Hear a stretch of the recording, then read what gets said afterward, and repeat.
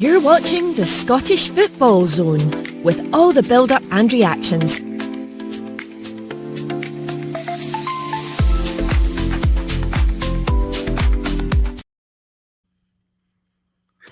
And hello, welcome, and we're back on a very, very late Scottish Football Zone on a Monday night. And if you've just turned on your computer and the channel, no, there's not any football on tonight, but there's big, massive news. Ethan, in the past hour, Brendan Rodgers has resigned as Celtic manager, and I mean. I'm joined tonight by Ethan, but I think it was on the cards, Ethan. Yeah, it certainly was on the cards, but I think it still comes as a massive shock, even after the result yesterday and the defeat and everything that came after that. Obviously, a lot of the Celtic fans had turned their frustration from the board towards the manager and how the players were performing, because they did fall 8 points behind Hearts. So whether their chances of winning the league have increased or decreased will be up for debate with Brendan Rodgers no longer at Celtic. But it's massive news, and I think it's only right that we came on here and discussed and everything. The statement from Dermot Desmond, Martin O'Neill and Sean Maloney taking charge in the meantime, which I think is crazy, really, to think Martin O'Neill will be back in the dugout at Celtic Park, obviously. Over 20 years on since he was last manager, and a very successful one at that, but obviously a different generation he comes into now. We'll discuss that as well. But yeah, massive news. And when somebody at a colleague at work told me about the news, I didn't believe them and had to look it up myself. So I think that tells you the surprise, and I think it's caught everyone by shock on a relatively quiet Monday night. In Scottish football terms, after the massive fallout of the weekend, 10 o'clock on a Monday night is where the talk is started, and it'll be really interesting to see how Celtic get in the next, how they deal with proceedings on Wednesday with Falkirk at home. You'd imagine that'll be an interesting atmosphere at Celtic Park, and then obviously the small matter of a massive Scottish League Cup semi-final against Rangers at Hampden on Sunday. So massive week for Celtic and a massive fallout, and I can't wait to discuss everything to do with it.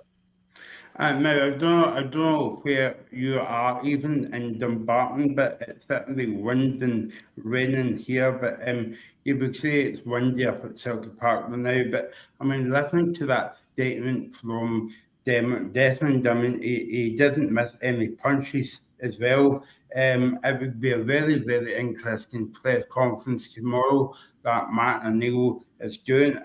It's a bit weird to think that. I was just listening to Matt O'Neill on Talk Sport today, actually, and he must have got word this afternoon. And obviously, Sean Maloney, well, that was a no-brainer because he was at the club already. So yeah, I mean, let's talk about it because it is a big story as well. Obviously, you've got to feel sorry for Brendan Rodgers in a way, but I think he was like hung out to dry a wee bit. Yeah, definitely, and I would completely agree with that. And I think that's what a lot of the Celtic fans are thinking at the minute. I think the saying a lot of people are using is sort of pushed before being shoved. You could use. And last time he jumped ships. I think this time he was forced to jump off the Celtic ship. And yeah, I don't think he really had a choice. And I think what it does do from a Celtic point of view is take any pressure that the fans were directing towards him and put it all back on the Celtic board. And it'll be a massive couple of games next, because as we know, Celtic can't afford to drop any more points in the league, falling 8 behind a splendid Hearts side. And of course, they will want to beat Rangers on Sunday. And I think a lot of Celtic fans wouldn't have been confident for that. And I don't know whether they'll be more confident or less confident with Martin O'Neill at the helm. I think it's really interesting that he will be in charge, because I can't remember the last full-time head coaching role he had. Was it maybe I can't remember. Was it Republic of Ireland, possibly? It was Republic of Ireland with Roy Keane, yeah. Yeah, and that was quite a while ago. So we ought to think that Martin O'Neill's not a Brendan Rodgers. He's not a tactical sort of, what would you say, maniac. Most of the managers of today's game. So it's going to be very different. It's going to be interesting to see how the players react in a massive pressure environment you'll feel on Wednesday. It'll be really interesting to see how the Celtic fans react and whether there is still less or more sort of abuse directed towards the board members and Dermot Desmond, obviously, after that very telling statement.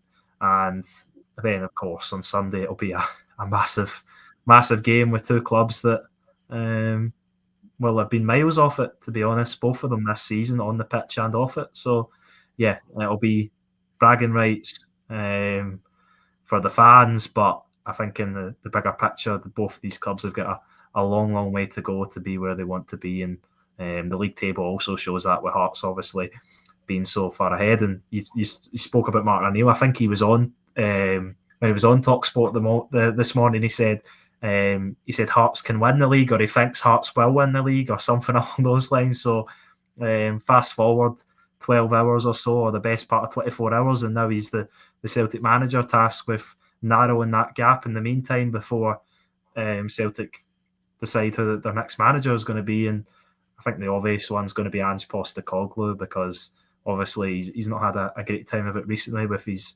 role at Nottingham Forest, sacked after 8 matches, and I think it's an excellent opportunity for him. Obviously, he's shown in Scotland in the past he's a great manager, and Celtic don't seem to have a problem with going back to try and relight old flames, whether it comes to both players and managers, as we've seen with Brendan Rodgers, of course. And Celtic will hope, if they do go for Ange Postecoglou, it's a similar story of success, but maybe for a little bit longer than the last time out. Do you think that there'll be a divide in sport now in terms of people backing Rodgers, or people kind of like backing, well, obviously the board and kind of like Dermot Desmond? I think there will be, because people will read Dermot Desmond's statement. I'll probably mention a few of the highlights from it. Dermot Desmond goes on to thank Brendan Rodgers for his contributions to the club over both spells, and then after that pretty much cuts right through Brendan Rodgers and pretty much says that everything he's been saying or insinuating to the media, the points he's made about recruitment and lack of, and the sort of gestures of the players that he's not been using and stuff like that, and saying that he's been responsible for every player that's went in and out the doors at Celtic Park. Obviously, it doesn't seem that way. That's what Dermot Desmond's saying. And I think the thing that really hit out for me, I'll try and find it, the comment that really hit home. What has failed recently was not due to our structure or model, but to one's individual's desire for self-preservation at the expense of others. So that was one of many sort of accusations thrown towards Brendan Rodgers, and I think if people are looking for Brendan Rodgers to come out and address everything, that's never going to happen. I think he'll be given his paycheck by Dermot Desmond and for the remainder of his contract until June or July of next year, whenever that may be, and he'll go on to possibly manage elsewhere, and I think that'll be the end of it. And the Celtic fans won't really get ultimately at the bottom at who's responsible. But I think, to be honest, I don't think the Celtic fans are silly. I don't think that the wool will be pulled over their eyes. I think they're aware of what's went on at the club under Brendan Rodgers' management, but under Dermot Desmond and this board's management. And I don't think Brendan Rodgers has been the only manager that's sort of shown that Celtic maybe aren't in the place that they should be. And yeah, it'll be really interesting to see what the next steps are. Really interesting to see the atmosphere, as you said. Will there be a divide? Will there be people that feel that Brendan Rodgers should have went? Will there be people that will feel that Brendan Rodgers has sort of snaked the club again, backstabbed the side, or whether it was the right thing to do? It'll be really interesting to see that. And yeah, it's summed up a massive turning point in this title race, because I think if I maybe had Celtic as slight favourites still to win the league. Of course, Hearts 8 points clear, and I can see why people are starting to say Hearts see Hearts as favourites. Sorry, because there's no reason why they can't go and win the league. But I think after tonight, I would give them even greater of a chance. Keep your comment coming in. Don't forget to subscribe to the channel, the Scottish Football Zone. I just wanted to pick up on a point there from Mikey on Twitter, as Alex72 on Twitter says Brendan Rodgers is on English League, and Brendan Rodgers, obviously that's his opinion, but like I'm sure kind of like you've kind of heard as well that we use the word egos too much in football, and I'm hearing that well, certainly over the past couple of weeks, that Brendan Rodgers has got a big ego, and Dermot Desmond has got a big ego as well, and that's like a recipe for disaster. Yeah, I definitely agree with that, and yeah, I would agree as Alex has joined the call to give his point of view and react to the surprise. I'm guessing Alex is surprised as the rest of us all are. I don't think many people have seen this coming, even with the Celtic fans and their frustration shown towards the manager. I don't think many of them would have expected or hoped to see him resign or be forced to resign or sacked, whatever it may be, because I think there's a lot of reading between the lines that needs to be done here, especially with some of the statements that have been released already. Yeah, well, when me and you were at Parkhead last Thursday and sort of talking to supporters, and we were asking about Brendan Rodgers, I think sort of the overriding feeling from them was that they although they didn't agree with the comments that he made last week, that them to stay. I don't know if if I was reading into it too much, you might be able to give a different perspective on it. But for me, the majority of people that we spoke to did want him, apart from one guy who never wanted him in the first place. But the majority of people did want him to be the Celtic manager for at least the remainder of the season. And it's really shocking news, guys. I get I've come in a little bit late, but just my initial coming a bit late to the show, but just my initial reaction to it was like, what the heck is this?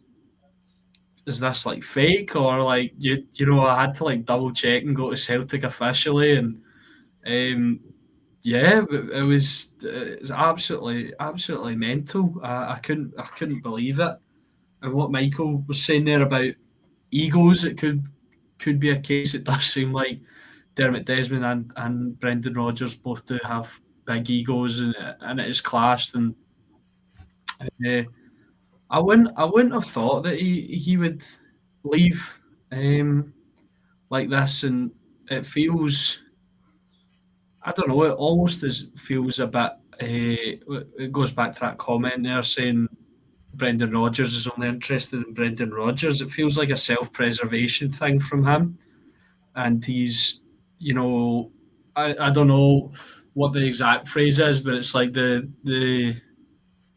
this is going to sound really damning, but the cunning rat always finds his way off the sinking ship, or something like that. So it feels a little bit like that. He's tried to get out before it gets even worse. Yeah. I'm now joined by Tino from the Celtic Exchange podcast. I know that you're a busy man tonight on this quiet Monday night. I was watching a film on Amazon, and I was just putting my feet up, smoking the pipe, and I heard the news, and I thought, well, Monday night's not really exciting, man. Let's break the news. What do you think of the reaction of Brendan Rodgers leaving Celtic, and also on the back of the point that you might have heard before you came on there, somebody made the comment about Brendan Rodgers having an ego, and Dermot Desmond having an ego as well, and I don't think that's a very good mix, Tino. Oh, is Tino on mute? Thank you, man. Oh no, still can't hear him. No, giving you the big build up, Tino. But yeah, I was just gonna. Good. Sorry, but Tino's here now. On you go, Tino. Sorry about my tech issues there. I'm saying, what else would you rather be doing at 11:02 on a Monday night?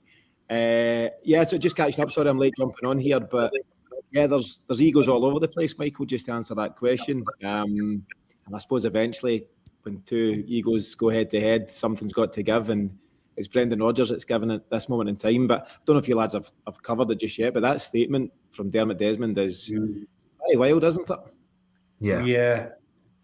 Yeah, and I agree. I think it is two massive egos clashing, and at the end of the day, Dermot Desmond has immense power over Celtic Football Club. He's a billionaire, and ultimately, as much sort of presence Brendan Rodgers has and support amongst the fans, although a lot of fans were maybe thinking that he should leave.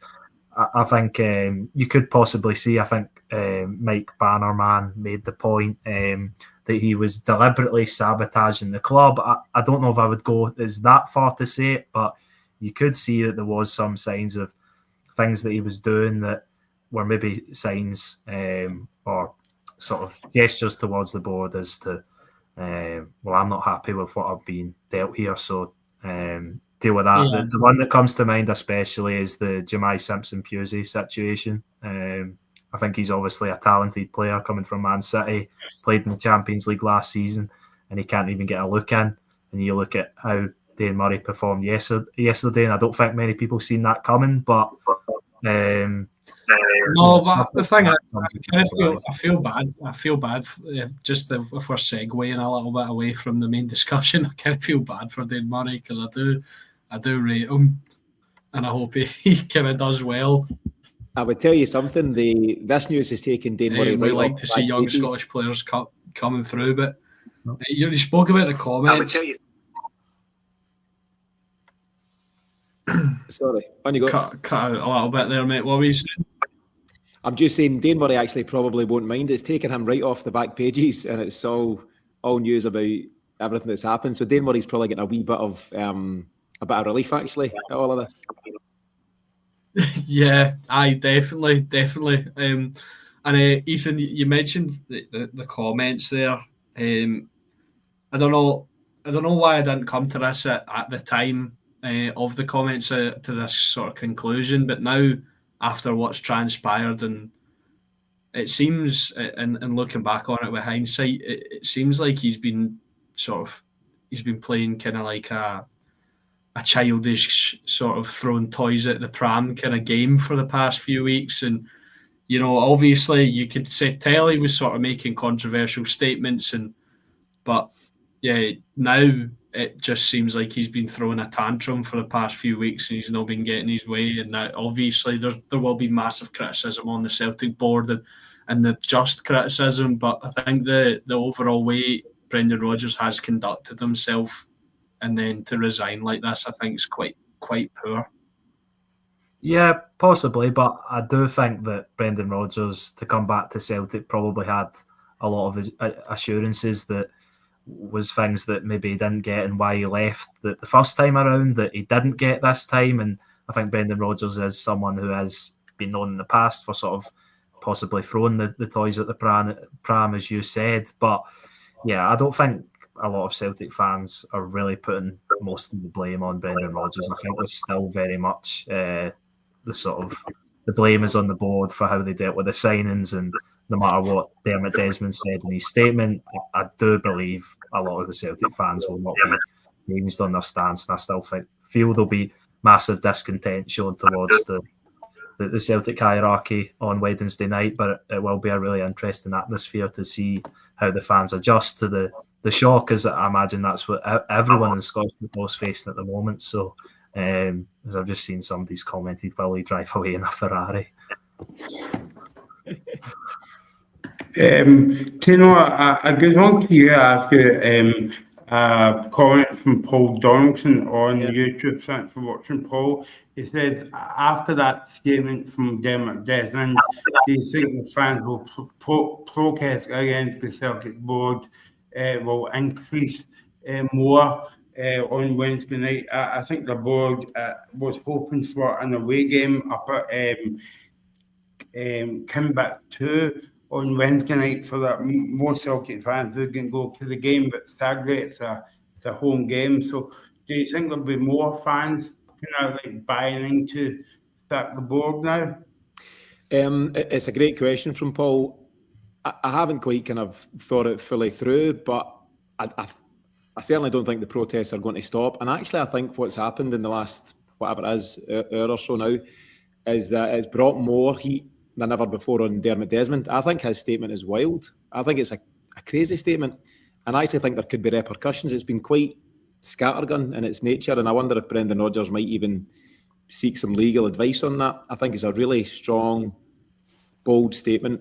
And actually, I think a lot of fans will now direct more anger than ever to Dermot Desmond. I just don't think... There's a statement at the end of it about looking to improve harmony across the board. This does the opposite of that. This causes chaos. And I think the fans collective and other groups might just regroup at this moment in time, take stock of the situation. Fingers crossed nothing else comes out tomorrow, but you never know. And then just work out what the next steps are. But the protests will be here to stay. Great question from Paul, but I'm not sure what kind of form they'll take in the next few weeks. Yeah, I mean, it's going to turn into... I don't think that the game on Wednesday, Ethan, I know you're going along to the game, but I think the game will take a second nature. I think all the feelings towards the board will be on them for the whole 90 minutes. Yeah, I think they will be, and I just to back up what Tino said, I think there was slight pressure from Celtic fans sort of drifting towards Brendan Rodgers, but obviously it's all going to be centred around the Celtic board, and Dermot Desmond's brought himself into that equation with that statement, and I don't believe that we'll hear anything from Brendan Rodgers. I think he will be given his paycheck and he'll go into pastures new, but I do believe that he has got a case but to file something, because the statement is wild, and I don't believe a lot of what Dermot Desmond has said in the statement. I fail to believe it. I don't think it's only Brendan Rodgers that we've seen Celtic managers not being supported properly. So yeah, I do think it'll be really interesting to see the fallout on Wednesday. It'll be really interesting to see, of course, how Martin O'Neill and Sean Maloney line up their team. That's a crazy statement to say in 2025. Be interested to hear what Tino thinks of that appointment over 20 years since Martin O'Neill was last in the Celtic dugout. Do you know, I've got quite mixed thoughts on it. My general feeling is I'm okay with it because I love Martin O'Neill. I think he's great. I mean, it's an interesting one though in terms of the time, and it's been some time since he's managed at top levels, and I know that he's obviously on TalkSport down south. I think he's the chairman of the LMA, the League Managers Association, and various other things. So I think managing in the top flight was a thing of the past for him, and we'll see how temporary it is. He might only be in for a couple of weeks. It might be 6 weeks or longer. Who knows? So there's always one towards Martin O'Neill, so I'm okay with that. But I really don't know who's next. There's questions on whether is it, I forget his first name, but Knutson out at Bodo Glimt. He's obviously highly rated. Kieran McKenna, Ipswich has been mentioned. Damien Duff's been mentioned. I'm not sure if any of them particularly blow me away, but I've not had enough time to think about it. I don't know if you lads have got any other names, but it's just all a lot to take in. It's no like substantiated reports, but it's like a friend of a friend thing, and it's also because he's worked with Sean Maloney in the past. There's a rumour that I've heard that Sean Maloney could be there till the end of the season, and then depending on how the World Cup goes for Portugal, Roberto Martinez could take over as Celtic manager. He was in the frame before, Tino. Martinez? Yeah. Yeah. I'm not sure. I mean, I think he failed with one of the best Belgian sides of all time But I know he's got good stock, good pedigree. Him and Sean Maloney had their relationship at Wigan and then beyond. I don't know. It's an interesting one, Alex. I hadn't heard it, but listen, everything's on the table now. When you see those kind of statements tonight, and the fact that we're rolling back the clock, Ethan, 20 years to Martin O'Neill in the hot seat, anything goes. And it, kind of almost at this time feels like nothing would surprise you at Celtic. So, yeah, who knows? Yeah, as well, just an interesting thing about Martin O'Neill that I've seen doing the rounds on Twitter is 8 hours ago, TalkSport posted the clip of him backing Hearts to win the league over Celtic. That doesn't look good. I think I know the answer to this. I think I know the answer to this one. Tino, would you welcome Andrew back to Parkhead? No is the short answer for me. And I loved Andrew and he was brilliant for Celtic, but I think what we do need to learn from all of this is going back to the same guys generally doesn't work well. Now, don't get me wrong, Brendan Rodgers came back and won 2 doubles. So, but the Neil Lennon situation, Celtic seem to have made a bit of a habit out of it. And I actually don't think Andrew would be interested either. He's gone on a different career path. So, no, I don't think we should go back down that road. But there was someone else asking in the question, sorry, I missed the name. He was saying, had Celtic fans not already turned against Brendan Rodgers after the Hearts result? Yeah, I think that's there, Mike Bannerman. Quite a lot of fans were against Rodgers before Tynecastle. More got on board after Sunday. I was still hanging on, lads. I don't know about you. I'm a fan of Brendan Rodgers and always have been, and I was kind of hoping he would turn it around, but it's ended in spectacular style. So that's where we are.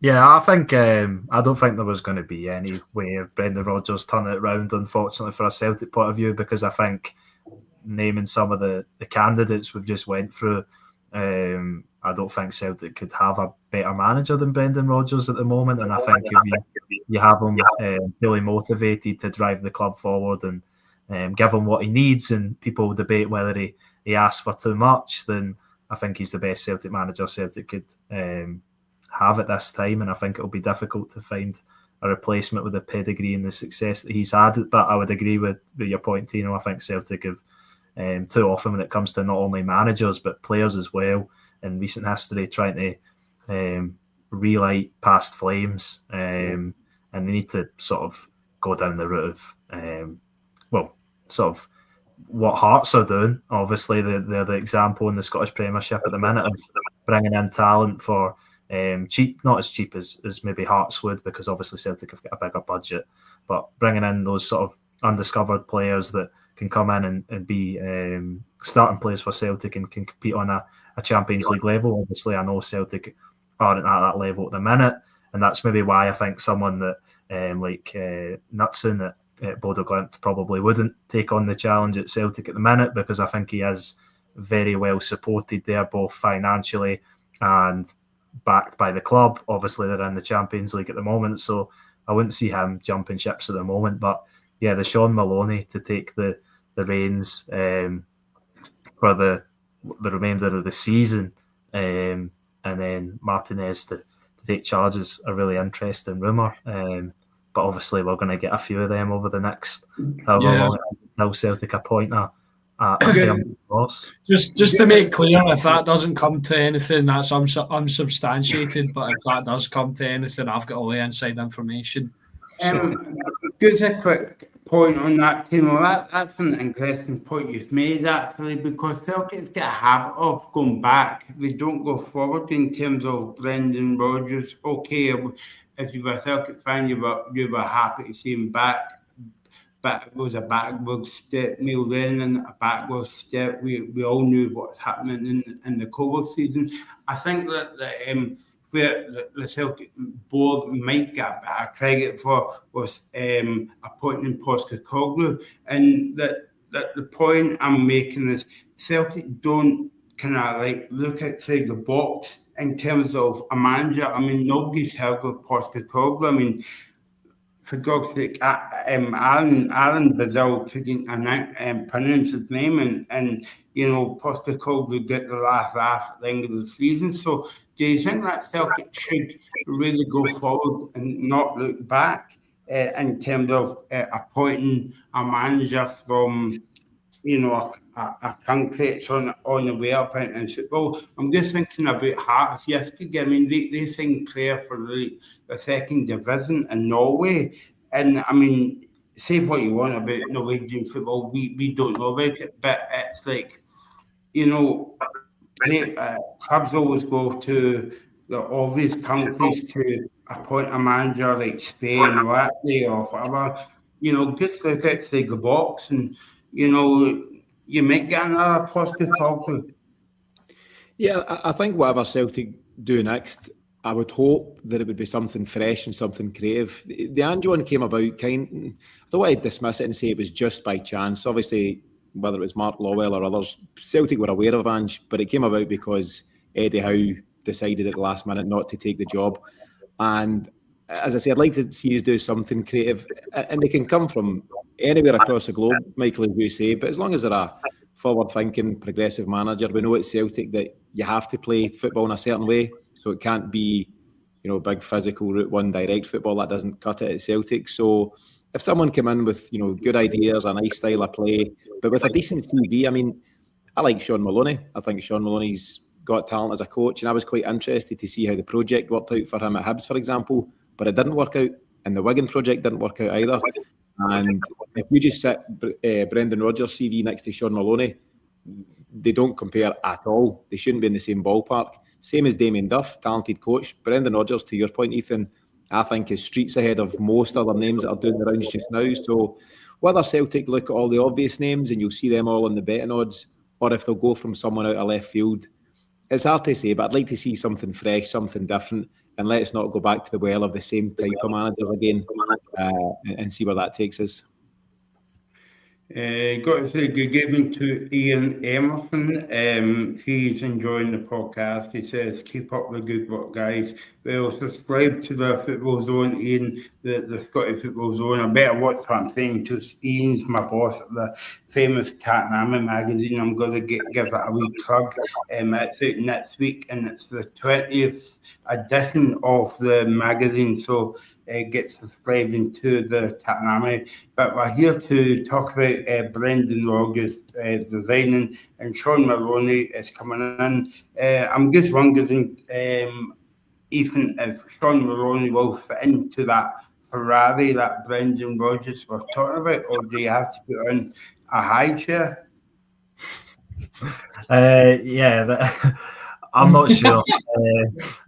I think Martin O'Neill and Sean Maloney's an interesting appointment, and it may get the players sort of up for it. And I think the players have been playing as a sort of reflection of the manager in a way that it's difficult to explain, but players are usually a reflection of their manager, and I think you've seen that over the last few months with Celtic. They seemed like a team that weren't convinced, they weren't fully committed, and maybe they'll get a new lease of life under a management team which are streets probably behind Brendan Rodgers and modern day tactics. Martin O'Neill last managed in 2019, and that was at Nottingham Forest. Yeah, he didn't last long there either. He was only there. I'm just like jumping on your point there, Ethan, and sort of going, like what? Not sorry to interrupt you, but what is? It's absolutely mental, and yeah, they probably are not up to sort of the modern day kind of. I mean, Sean Maloney, obviously, he's still a young coach, so he might have some semblance of. Obviously, as Tino mentioned, it didn't go well at Hibs, didn't go well at Wigan, so it will be interesting to see what's happening as well. And also, I know this doesn't really come into it with football managers a lot of the time, but also as well on Martin O'Neill, he's 73. Would you want to be coming into this scenario when you're a 73-year-old? Well, obviously he does because he's taking the job, but I think that I think Desmond's just phoned up his mate and gone, "Oh, listen, I need a favour, pal," and he's went, "Oh, all right then," He's a very youthful 73. He's got a lot of energy, Martin O'Neill, and it's temporary. He actually might give us just a very decent short-term boost. we were talking earlier on today. We done our weekly show tonight, and that's all scrapped now. That was useless because obviously the news broke after it. But Celtic were stumbling into Wednesday night and absolutely stumbling into the Rangers game on Sunday. I actually think this gives us a short-term injection of sorts, and the players might respond. And I have to say, I'm excited to see Martin O'Neill on the touchline for Celtic at Hampden against Rangers. I think that's something to behold. So can look forward to that in the meantime. Right, but because he's 73, I don't think he'll be jumping up and down the same Tino back in the day. Maybe not. So thanks for coming on, guys, tonight. It's been a quiet Monday night up until about 10 o'clock tonight. So thanks to Ethan, thanks to Alex, thanks to Tino from the Celtic Exchange podcast. And if you haven't checked out, I would recommend it, because I'm just saying that because Tino's here. No, I'm only kicking. Tino's a brilliant guy. Check them out. And while you're checking them out, check us out as well on the Scottish Football Zone. We've got a YouTube channel. But if you don't want to watch us, you can actually listen to us as a podcast now as well. The podcast will come out tomorrow after, obviously, the show. So we'll be back, hopefully, on Wednesday, looking back at Martin O'Neill's first game. That's a bit weird to say. Martin O'Neill's first game and Sean McGowan's first game as a caretaker manager. And we'll see what happens in this soap opera. It's called Scottish Football. You're watching the Scottish Football Zone with all the build-up and reactions.